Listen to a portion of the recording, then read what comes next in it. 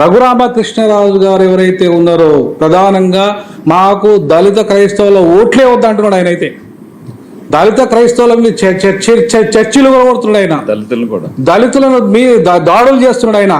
అసలు ఆయన deputy speaker గా పనిచేసి అర్హుడు కానే కాదు. ఆంధ్రప్రదేశ్లో ఉన్నటువంటి కూటమి ప్రభుత్వం దళిత క్రైస్తవులకు వ్యతిరేకంగా పనిచేస్తుంది, దళిత క్రైస్తవులకు వ్యతిరేకంగా కుట్ర పన్నుతుందని చెప్పి జాతీయ దళిత క్యాథలిక్ జేఏసీ అధ్యక్షుడు పెరికే వరప్రసాద్ అభిప్రాయపడ్డారు. ఈ సందర్భంగా ఢిల్లీలో జరిగినటువంటి అంటే ఏపీ భవన్లో జరిగినటువంటి ఒక రౌండ్ టేబుల్ సమావేశంలో ప్రధానంగా ఆంధ్రప్రదేశ్ డిప్యూటీ స్పీకర్ అయినటువంటి రఘురామకృష్ణరాజును తక్షణమే బర్తరఫ్ చేయాలని చెప్పి డిమాండ్ చేశారు. ఈ సందర్భంగా చంద్రబాబు నాయుడికి చిత్తశుద్ధి ఉంటే దళితుల పట్ల కానీ దళిత క్రైస్తవుల పట్ల కానీ చిత్తశుద్ధి అంటే 20% ఉన్నటువంటి ఓట్లు మాకు వద్దని చెప్పి తన అభిప్రాయాన్ని వ్యక్తం చేసినటువంటి రఘురామకృష్ణరాజుని తక్షణమే బర్తరఫ్ చేయకపోతే ఇది ప్రభుత్వం ఒక వాయిస్గానే తాము కూడా తీసుకుంటామని, అయితే ప్రభుత్వానికి వ్యతిరేకంగా అమరావతిలో భారీ బహిరంగ సభ నిర్వహిస్తామని చెప్పి ఈ సందర్భంగా తెలియజేశారు. వాస్తవానికి చింతాడ ఆనందపాల్ కేసు విషయంలో సుప్రీంకోర్టు ఇచ్చినటువంటి తీర్పును ఆధారంగా చేసుకుని చర్చికి వెళుతున్నటువంటి క్రైస్తవుల యొక్క కుల ధృవీకరణ పత్రాలు రద్దు చేస్తామంటాం కరెక్ట్ కాదు.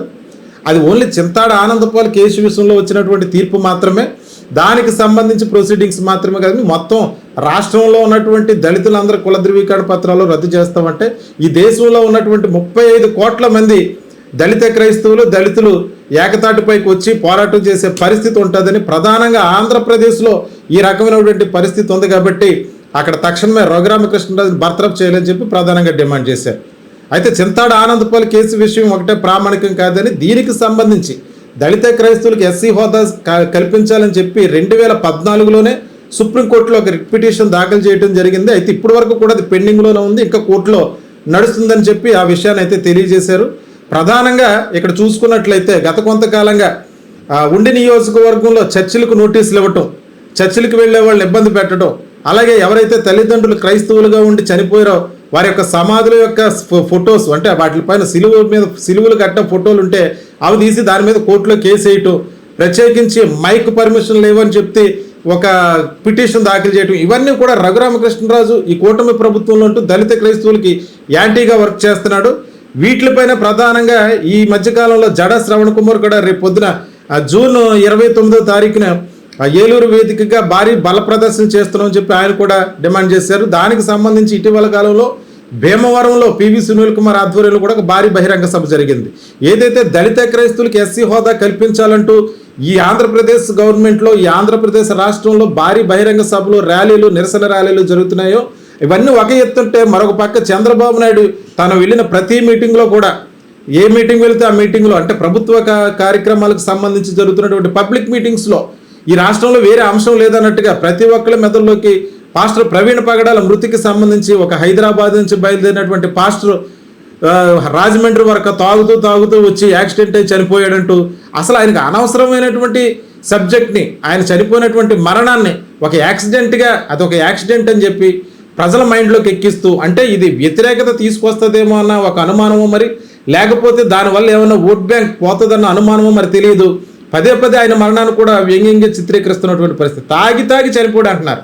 ఆయన ఎక్కడ కూడా తాగినట్టు సీసీటీవీ ఫుటేజ్లో నమోదవలేదు. నేను మళ్ళీ చెప్తున్నా, ఆయన మాస్కు అంటే ఆయన హెల్మెట్ పెట్టుకుని అక్కడక్కడ లిక్కర్ షాప్లో మద్యం కొనుగోలు చేసినట్టుగా సీసీటీవీ ఫుటేజ్లు ఏంటంటే ప్రత్యేకించి ఆయన కోసమే ఉన్నట్టుగా సీసీటీవీ ఫుటేజ్లు ఎక్కడ చూసినా ఆయన హెల్మెట్ పెట్టుకునే కనబడ్డాడు తప్ప హెల్మెట్ తీసినట్టు కానీ మద్యం సేవించినట్టు కానీ ఎక్కడ కూడా రికార్డ్ అవ్వలేదు. కానీ పదే ఆయన కూడా ఇదే ప్రస్తావిస్తున్నారు. అంటే ఉద్దేశపూర్వకంగానే ఈ రాష్ట్రంలో దళిత క్రైస్తవులకు వ్యతిరేకంగా కుట్ర జరుగుతుందా అంటే క్రైస్తవులకు వ్యతిరేకంగా పనిచేస్తే రేపొద్దుట హిందువుల యొక్క ఓట్ బ్యాంక్ అంతా కూడా తమ పార్టీ వైపు తిప్పుకోవచ్చు అన్నటువంటి కోణంలో కుట్ర జరుగుతున్నటువంటి అనుమానాలు అయితే కలుగుతున్నాయి. వాస్తవానికి ఈ ఢిల్లీలో జరిగినటువంటి సమావేశంలో వారు ప్రముఖంగా చెప్పింది ఏదైతే రంగనాథ్ మిశ్రా కమిటీ సిఫార్సులు ఉన్నాయో దాన్ని తక్షణమే అమలు చేయాలి అని చెప్పి ప్రధానంగా డిమాండ్ చేశారు. 2004 అక్టోబర్లో ఏర్పడినటువంటి రంగనాథ్ మిశ్రా కమిటీ ఆయన 2007 మే నెలలో ఆ నివేదికనైతే సమర్పించడం జరిగింది కేంద్ర ప్రభుత్వానికి.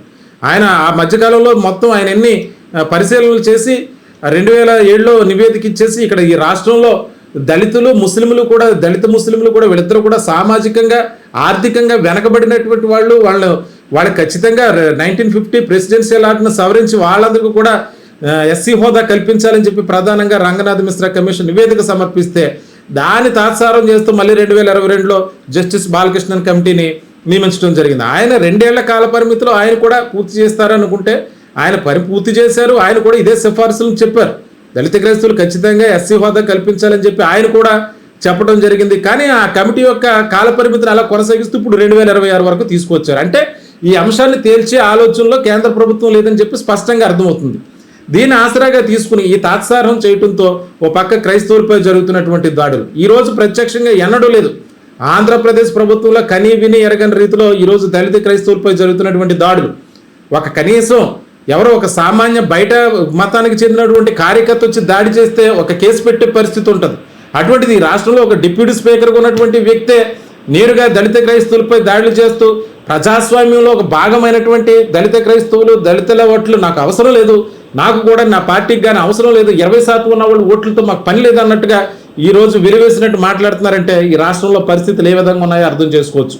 ప్రధానంగా దీనికి సంబంధించి ఈరోజు ఏపీ భవన్లో ఈ రౌండ్ టేబుల్ సమావేశం జరిగింది. అమరావతి వేదికగా రఘురామకృష్ణరాజును బర్తరఫ్ చేయకపోతే వారు కూడా బల ప్రదర్శన చేస్తామని చెప్పి ఈ సందర్భంగా తీర్మానం చేయడం జరిగింది.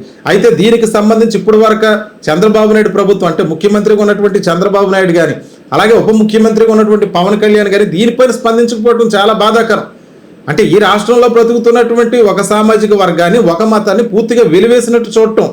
పవన్ కళ్యాణ్ గారు కూడా తన మీటింగ్ ఎక్కడ జరిగినా ఈ రాష్ట్రంలో కులరహిత సమాజం నిర్మించాలంటే కుదరదు, అంబేద్కర్ చెప్పినట్టు అది కుదరదు, కులాల ప్రస్తావన కానీ మతాల ప్రస్తావన కానీ లేనటువంటి రాజకీయాలు చేయటం కుదరదని చెప్పి ఆయన చెప్పడం, ఏ మీటింగ్లోకి వెళ్ళినా కులాల కోసం ప్రస్తావించడం, ఈ అంశాలన్నీ చూస్తుంటే ప్రత్యేకించి ఈరోజు ఎవరైతే ఈ జేఏసీ కన్వీనర్ పెరికే వరప్రసాద్ అభిప్రాయపడ్డారో వారందరి అభిప్రాయం మేరకు ఈ రాష్ట్రంలో కూటమి ప్రభుత్వం దళిత క్రైస్తవులకి వ్యతిరేకంగానే పనిచేస్తుందా అన్నటువంటి అనుమానం అయితే అందరికీ కలుగుతుంది. అటువంటి కార్యకర్త వచ్చి దాడి చేస్తే ఒక కేసు పెట్టే పరిస్థితి ఉంటుంది. అటువంటిది ఈ రాష్ట్రంలో ఒక డిప్యూటీ స్పీకర్గా ఉన్నటువంటి వ్యక్తే నేరుగా దళిత క్రైస్తవులపై దాడులు చేస్తూ ప్రజాస్వామ్యంలో ఒక భాగమైనటువంటి దళిత క్రైస్తవులు దళితుల ఓట్లు నాకు అవసరం లేదు, నాకు కూడా నా పార్టీకి కానీ అవసరం లేదు, 20% ఉన్న వాళ్ళు ఓట్లతో మాకు పని లేదు అన్నట్టుగా ఈరోజు వెలివేసినట్టు మాట్లాడుతున్నారంటే ఈ రాష్ట్రంలో పరిస్థితులు ఏ విధంగా ఉన్నాయో అర్థం చేసుకోవచ్చు. ప్రధానంగా దీనికి సంబంధించి ఈరోజు ఏపీ భవన్లో ఈ రౌండ్ టేబుల్ సమావేశం జరిగింది. అమరావతి వేదికగా రఘురామకృష్ణరాజును బర్తరఫ్ చేయకపోతే వారు కూడా బల ప్రదర్శన చేస్తామని చెప్పి ఈ సందర్భంగా తీర్మానం చేయడం జరిగింది. అయితే దీనికి సంబంధించి ఇప్పుడు వరకు చంద్రబాబు నాయుడు ప్రభుత్వం అంటే ముఖ్యమంత్రిగా ఉన్నటువంటి చంద్రబాబు నాయుడు కానీ అలాగే ఉప ముఖ్యమంత్రిగా ఉన్నటువంటి పవన్ కళ్యాణ్ గారి దీనిపైన స్పందించకపోవడం చాలా బాధాకరం. అంటే ఈ రాష్ట్రంలో బ్రతుకుతున్నటువంటి ఒక సామాజిక వర్గాన్ని ఒక మతాన్ని పూర్తిగా వెలివేసినట్టు చూడటం. పవన్ కళ్యాణ్ గారు కూడా తన మీటింగ్ ఎక్కడ జరిగినా ఈ రాష్ట్రంలో కులరహిత సమాజం నిర్మించాలంటే కుదరదు, అంబేద్కర్ చెప్పినట్టు అది కుదరదు, కులాల ప్రస్తావన కానీ మతాల ప్రస్తావన కానీ లేనటువంటి రాజకీయాలు చేయటం కుదరదని చెప్పి ఆయన చెప్పడం, ఏ మీటింగ్లోకి వెళ్ళినా కులాల కోసం ప్రస్తావించడం, ఈ అంశాలన్నీ చూస్తుంటే ప్రత్యేకించి ఈరోజు ఎవరైతే ఈ జేఏసీ కన్వీనర్ పెరికే వరప్రసాద్ అభిప్రాయపడ్డారో వారందరి అభిప్రాయం మేరకు ఈ రాష్ట్రంలో కూటమి ప్రభుత్వం దళిత క్రైస్తవులకి వ్యతిరేకంగానే పనిచేస్తుందా అన్నటువంటి అనుమానం అయితే అందరికీ కలుగుతుంది.